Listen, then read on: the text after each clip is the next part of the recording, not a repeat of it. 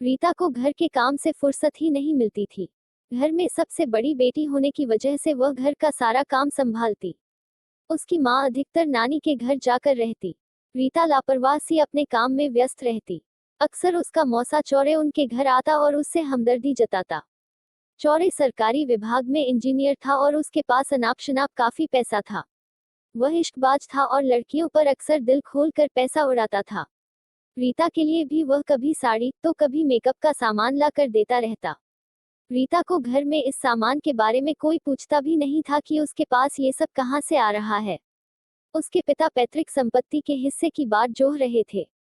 छोटी बेटियों पर वे ध्यान देते, लेकिन घर की बड़ी लड़की रीता जैसे घर की काम वाली ही मानी जाती।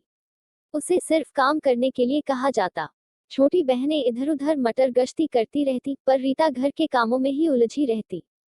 माँ को तो अपने मायके से ही लगाव था, इसलिए वे तो अधिकतर मायके में ही रहती। रीता ही घर चला रही थी। मौसा चौरे के लिए यह सुनहरा मौका था। वह जब तब आकर रीता से पराठे बनाने को कहता, कभी ऑमलेट बनवाता।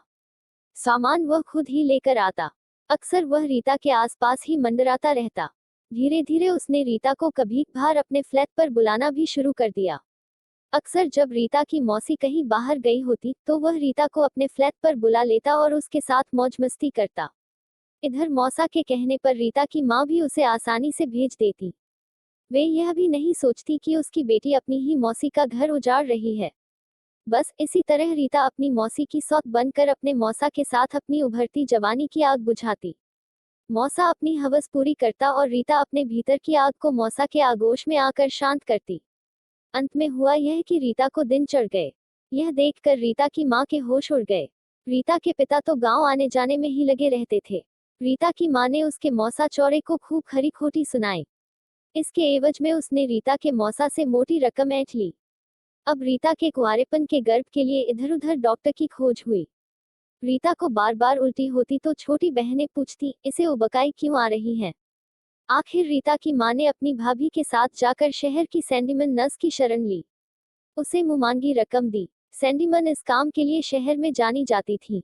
किसी भी कुंवारी लड़की का अनचाहा गर्भ यदि गिराना होता तो यही एकमात्र नर्स थी, जिसके पास सुरक्षित गर्भपात किया जाता था। आखिर रीता का गर्भ गिरा दिया गया, क्योंकि चौरे ने नोटों की गड्डी दी और सैंडीमन नर्स एक अनुभवी चिकित्सक थी। सैंडीमन के सहयोग से रीता को उस नाजायज गर्भ से मुक्ति मिली। वह अब दोबारा अपने मौसा के संग गुलछर्रे उड़ाने को आजाद थी, लेकिन इस बार नर्स ने उसे बताया कि वह गर्भनिरोधक इस्तेमाल करे। अधिकतर लड़कियां पहली बार इन सब बातों से अनजान रहती हैं। जवानी की धधकती आग में वे सब कुछ भूलकर अपना सर्वस्व चौरे जैसों के हाथों लुटा देने को तत्पर रहती हैं। रोजाना ही ऐसी ही वीडियो देखने के हमारे चैनल को सब्सक्राइब करके बेल आइकन को प्रेस करें और आपके विचार कमेंट में जरूर दीजिए।